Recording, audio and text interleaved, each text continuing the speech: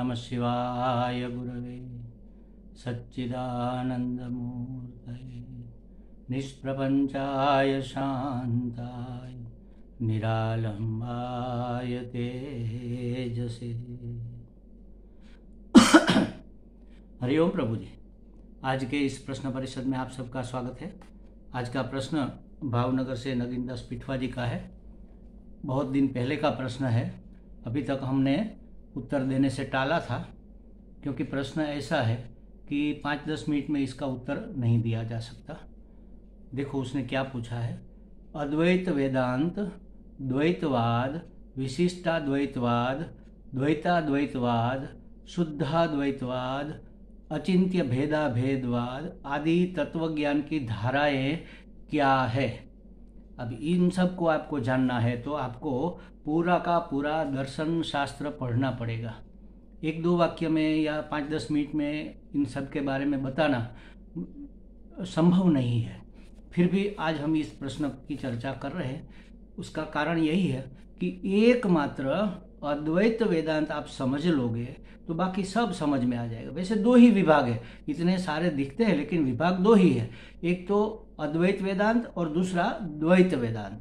द्वैत वेदांत में बाकी सब आ जाता है, द्वैतवाद, विशिष्टाद्वैतवाद, सब द्वैत ही है। द्वैताद्वैतवाद, शुद्धाद्वैतवाद, अचिंत्य भेदाभेदवाद, ये सब द्वैतवाद है।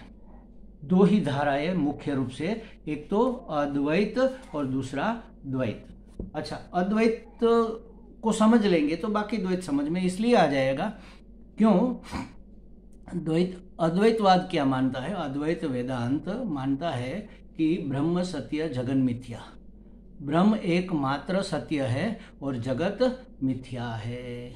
अब मिथ्या है माने है ही नहीं ऐसा नहीं, है भी नहीं भी और कुछ कह नहीं सकते ऐसा भी है। जैसे समझो रज्जु में सर्प दिख रहा है।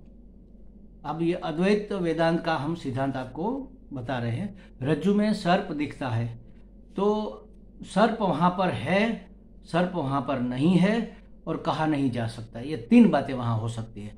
सर्प वहाँ पर है इसीलिए तो हमें कपकपी छूट रही है, हमारी सांसें फूट रही है, हमें डर लग रहा है, हमारे रोंगटे खड़े हो गए, हम पसीना पसीना हो गए, डर के मारे वहाँ से पलायन करने लगे, चिल्लाने लगे कि भाई भागो भागो, यहाँ सांप है, कोई पकड़ो पकड़ो उसको, भगाओ, लाठी ढूंढने लगे। ये सब प्रवृत्ति किसके कारण हुई? वहाँ सर्प है तो वास्तव में है वहाँ पर सर्प। अगर हम लाइट जलाएंगे, वहाँ पर बत्ती करके हम उजाला करेंगे तो हमें रज्जु दिख जाएगा, सर्प नहीं दिखेगा। तो सर्प कहाँ गया? था ही नहीं तो जाएगा कहाँ? तो वास्तव में तो वहाँ पर सर्प नहीं है। तो नहीं कह सकते हैं। अगर नहीं कहेंगे तो फिर घबरा क्यों गए, पसीना क्यों आ गया? मतलब कि माना हुआ है और वास्तविक नहीं है। बस उसी तरह उसको क्या कहेंगे? है कहेंगे तो भी मुश्किल है, नहीं कहेंगे तो भी मुश्किल है। दोनों बातें सत्य नहीं हो सकती। अगर नहीं है तो फिर परेशानी नहीं होनी चाहिए, अगर है तो फिर लाइट जलाने से चला नहीं जाना चाहिए।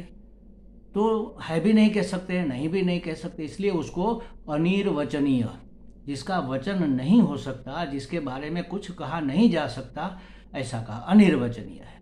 तो ये जगत, जिसको माया भी कहो, जगत भी कह दो, जैसे सर्प था वैसे ये जगत है भी और नहीं भी। लेकिन महाराज लाइट जलाने से तो पता चल जाता है लेकिन जगत का तो पता नहीं चलता। तो जैसे स्वप्न होता है ना, स्वप्न में हम अपना, आपके सिवा और कोई वहाँ पर होता नहीं, लेकिन हम अपने मन से स्वप्न सृष्टि का सर्जन कर लेते हैं। कई लाख लोग गंगा स्नान करने के लिए उमड़ रहे हैं, कुंभ मेला है, सब होता है, लेकिन वहाँ स्वप्न दृष्टा अकेला होता है। सब किससे बने? स्वप्न, मन से ही हमने सब बनाया, हम ही बने हैं सब, लेकिन हम अनेक हो गए। तब हमें लगता है कि वह सब झूठे हैं क्या?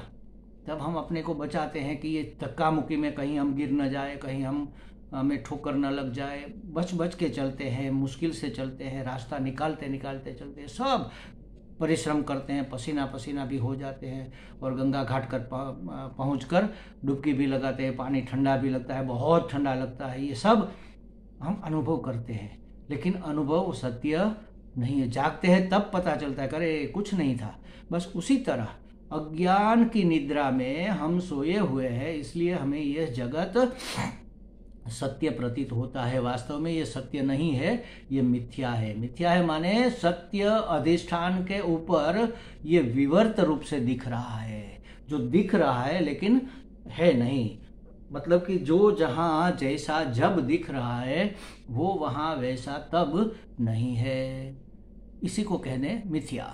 ब्रह्म सत्य, ब्रह्म एकमात्र सत्य है। ब्रह्म के ऊपर जैसे समझो रज्जू पड़ी है तो उसके ऊपर हमें सांप दिख गया। तो किसी को दिखेगा कि कोई फूल की माला टूटी हुई पड़ी है यहाँ पर बिखरी हुई, किसी को लगेगा कि टेढ़ा मेढ़ा लकड़ी का टुकड़ा दंड पड़ा हुआ है, किसी को लगेगा कि किसी ने यहाँ पानी डाल दिया है जलधारा है, किसी को लगेगा कि यहाँ भू छिद्र हो गया है, जमीन में तिराड़ हो गई है। तो ये अलग अलग दिख सकते हैं सबको, अनेक बन गए। एक रज्जू क्या क्या बन गया देख लो। रज्जू ही सांप बना, रज्जू ही दंड बना, रज्जू ही जलधारा बना, रज्जू ही भूछिद्र बना, सब कुछ रज्जू, रज्जू सांप बना, सब रज्जू बन गया। बस उसी तरह रज्जू अधिष्ठान है, उसके ऊपर ये जो सब दिखते हैं वह सब उसका विवर्त है। तो ब्रह्म सत्य है, ब्रह्म तो है, परमात्मा तो है, उसके ऊपर ये सब जो दिख रहा है वह विवर्त है। अपनी अपनी दृष्टि के अनुसार यह जगत है। इसको दृष्टि सृष्टिवाद कह लो, या तो जो देखता है वैसी दृष्टि बना ली तो सृष्टि दृष्टिवाद कह लो, ये भी वाद चलता है। और बाकी लोग जो मानते हैं कि ब्रह्म सत्य जगत सत्य दोनों सत्य है, तो ये द्वैत हो गया, दो हो गया। दो माने दोनों सत्य, इसका नाम द्वैत है, दो होना द्वैत नहीं है। दोनों सत्य है, जगत सत्य है, इसलिए दूसरा सत्य, दो सत्य तो हो नहीं सकते। तो जो द्वैतवादी है वो कहते हैं कि भगवान अंशी है और हम उसके अंश है।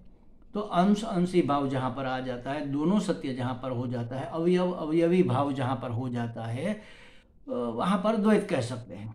एक तो भगवान है और दूसरे हम है। भगवान भी सत्य है और हम माने जगत भी सत्य है, इसको द्वैत कहेंगे। अब हम कैसे सत्य है, उसके कई विभाग बन गए महाराज। द्वैताद्वैत हो गया, विशिष्टाद्वैत हो गया, शुद्धाद्वैत हो गया, कई विभाग कर दिए द्वैतीनों ने। तो बाकी सब जो वाद चल रहे हैं ये समझने के लिए है, जगत क्या है, जीव क्या है, जगदीश क्या है, तीन चीज़ों को समझना है, इसी को ज्ञान कहते हैं। इस तीन को समझ में ले लिया तो हम ज्ञानी हो गए, मतलब कि हमारी समस्याओं का फिर अब समाधान हो सकता है। तो इस तीन को समझने के लिए अलग अलग दृष्टिकोण से समझा जाता है। तो द्वैतवादी मानते हैं कि जगत सत्य है। जब तक जगत सत्य है, जब तक दूसरा सत्य है, मैं अलग हूँ और दूसरा भी है, तब तक तो द्वितीयाद्वय भयम भवति, ऐसा शास्त्र में कहा है। जहाँ दो है वहाँ भय लगेगा ही। अपने भय का, अपनी पराधीनता का हम निवारण नहीं कर सकेंगे। हमारी समस्या कहीं ना कहीं कोने में छिपकर भी खड़ी तो रहेगी। अगर हम अद्वैत का स्वीकार करते हैं तो कोई समस्या नहीं बचती। सब परमात्मा ही परमात्मा है, मैं भी परमात्मा हूँ, और सब अगर परमात्मा है तो मैं भी अगर परमात्मा हूँ तो दूसरा कहाँ रहा, एक परमात्मा ही रहा। उसके ऊपर ये सब विवर्त दिख रहे हैं, अलग अलग सीन जो क्रिएट हो रहे हैं, अलग अलग नाम रूप जो हमें दिख रहा है, वह सब विवर्त है ब्रह्म अधिष्ठान के ऊपर, आत्मा के ऊपर। आत्मा कह लो, परमात्मा कह लो। देखो ये भी चीज़ समझ लो, परमात्मा क्यों हमें कहना पड़ा, वास्तव में तो आत्मा ही है।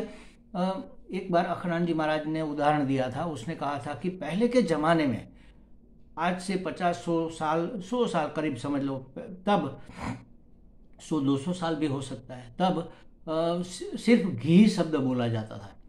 चलो भाई घी डालो इसमें, यहाँ पर घी बिकता है, ऐसा भी कह सकते हैं। लेकिन उस समय कोई ऐसा नहीं लिखता था कि यहाँ पर शुद्ध घी मिलेगा। क्यों भाई शुद्ध लिखना पड़ा? क्योंकि उस अशुद्ध भी मार्केट में आ गया। यहाँ पर असली घी मिलेगा, क्यों कहा भाई असली? क्योंकि मार्केट में नकली भी मिलता है। तो नकली है इसलिए कहना पड़ा कि यह असली है। कहीं पर नकली है इसलिए कहना पड़ा कि यह असली है, अशुद्ध है इसलिए कहना पड़ा कि यह शुद्ध है। उसी तरह हमने अपने आप को आत्मा के बदले जीवात्मा मान लिया। जीवात्मा माने परिच्छिन्न आत्मा, जीवात्मा मान लिया, इसलिए परिच्छिन्न का विरोधी परम कहना पड़ा। परिच्छिन्न आत्मा ही परम आत्मा है, जीवात्मा ही परम आत्मा है, ऐसा कहना पड़ा। अगर परम है तो सब उसमें समा जाते हैं। हम कहते हैं ना कि हम आकाश में है, आकाश हमारे अंदर है, दोनों जगह है। परमात्मा हमारे भीतर बैठा हुआ है, सिर्फ इतना कहेंगे तो परमात्मा आधा रह जाएगा। बाहर भी परमात्मा है, अंदर भी परमात्मा है, वास्तव में हम परमात्मा में है। इसको कहते हैं परम आत्मा। एक परम आत्मा है तब वहाँ दूसरा कुछ रह नहीं सकता, बच नहीं सकता। इसको कहते हैं अद्वैतवाद। तो अद्वैत वेदांत अगर एक ही समझ लिया जाए तो सभी समस्याओं का समाधान हो जाएगा। लेकिन फिर भी अगर आपको ये सब वाद, द्वैतवाद, विशिष्टाद्वैतवाद, द्वैताद्वैतवाद, शुद्धाद्वैतवाद, ये सब अगर जानना है तो आपको षड दर्शन का अभ्यास करना पड़ेगा। उसके पुस्तक मिलते हैं मार्केट में, वहाँ भावनगर में तो जरूर मिल जाएंगे षड दर्शन करके। लेकिन सबका अभ्यास अगर आपको पंडित बनना है, प्रवचन करना है मेरी तरह, और विद्वान बनना है तब कर लो, कोई बात नहीं। वरना बस इतना समझ लो कि जो दो मानते हैं वह द्वैतीन है और एक मानते हैं वह अद्वैत। एकमेवाद्वितीयम शास्त्र में कहा है, हमारे उपनिषदों में कहा है, सदैव सौम्य इदमग्रासित एकम एव अद्वितीयम। एक और मात्र एक, दूसरा नहीं है, ऐसा एक परम आत्मा ही है, दूसरा है ही नहीं। तो द्वैत कहाँ से आएगा? आएगा ही नहीं। विरुद्ध स्वभाव वाले दो चीजें जहां पर दिखती है वहां पर हम द्वैत कह सकते हैं। जैसे ठंडी और गर्मी, ये द्वंद्व है, दोनों विरुद्ध स्वभाव के हैं। लेकिन एक ही स्वभाव के दो चीज है, उसको हम द्वैत नहीं कहेंगे। थोड़ा बहुत का फर्क अगर रहा तो समझो, जैसे चिंगारी में अग्नि है और बड़ी लौ लगी है, होली की ज्वाला जल रही है, वो भी अग्नि है। तो ये छोटी अग्नि, ये बड़ी अग्नि, ये तो ठीक है, लेकिन ये द्वंद्व नहीं है, दोनों विरोध नहीं है। प्रकाशित करना और गर्मी देना, ये दो अग्नि का स्वभाव है और ये दोनों में दिख रहे हैं। चिंगारी में भी दिख रहे हैं, ज्वाला में भी दिख रहे हैं। तो ज्वलनशीलता और प्रकाशशीलता दोनों का स्वभाव है, बस स्वभाव एक होता है। रूप और नाम अलग अलग हो सकते हैं और नाम रूप के अनुसार उसका उपयोग अलग अलग हो सकता है। नाम रूप के अनुसार, उपयोग के अनुसार हम उसकी वैल्यू, उसकी कीमत अलग अलग कह सकते हैं कि ये 5 रुपये का है, ये 10 रुपये का है, 50 रुपये का है और ये 5000 का है।